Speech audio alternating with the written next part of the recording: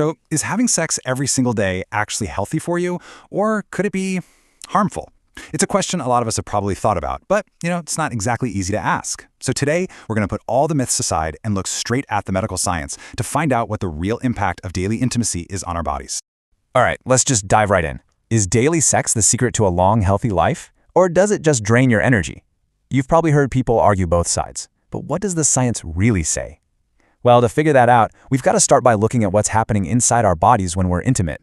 You see, every time you have sex, your body unleashes this really powerful cocktail of hormones, and understanding what these chemicals are doing is absolutely the first step to answering our big question.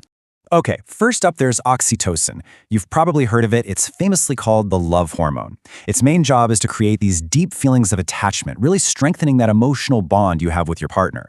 You can kind of think of it as the chemical formula for connection. Next, your brain releases endorphins. Now, these are your body's own natural painkillers, which is cool enough on its own, but they also trigger this incredible sense of well-being and happiness. It's basically a natural high, and it's all thanks to your own body. And the third key player in this mix is dopamine. This is a huge part of your body's reward system. It gives your mood a major boost and helps all that stress just melt away. Now, with a hormonal cocktail this good, you'd think the answer is obvious, right? Daily sex has got to be great. But as we're about to see, it's not quite that simple. So let's move on from that immediate chemical rush and start looking at the long-term effects on your physical health. Because yeah, there are some really proven benefits, but they definitely come with some important warnings. Check out this chart. This is some fascinating, hard data. A study actually found that people who have sex 2 to 3 times a week had 30% higher levels of an antibody called immunoglobulin A. So what does that mean? Well, that antibody is a crucial warrior in your immune system, which strongly suggests a direct link between regular intimacy and your body's power to fight off sickness. Pretty cool, right?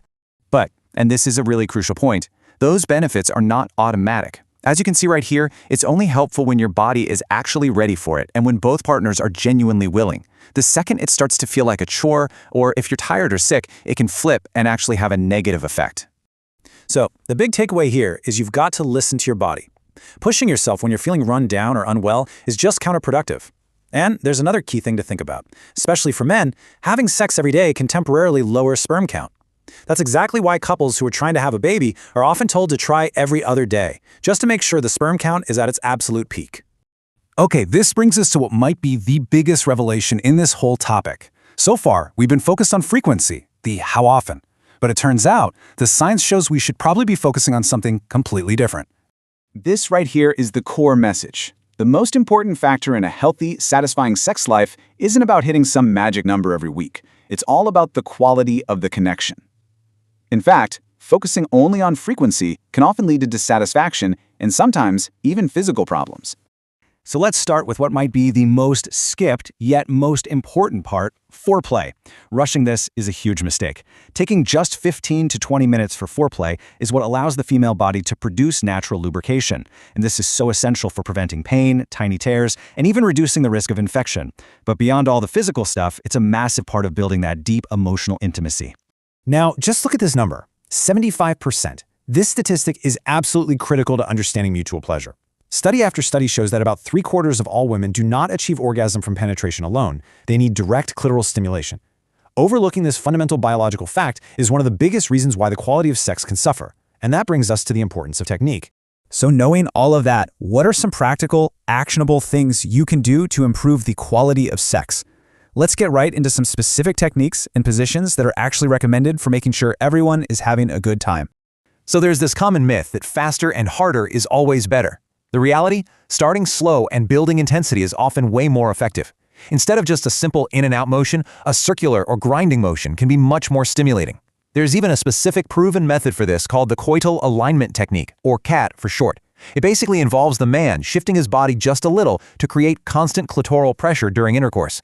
So, how do these techniques actually fit with different positions? Well, this little table breaks it down nicely. For instance, the classic missionary position can be made way better by using that cat technique we just talked about.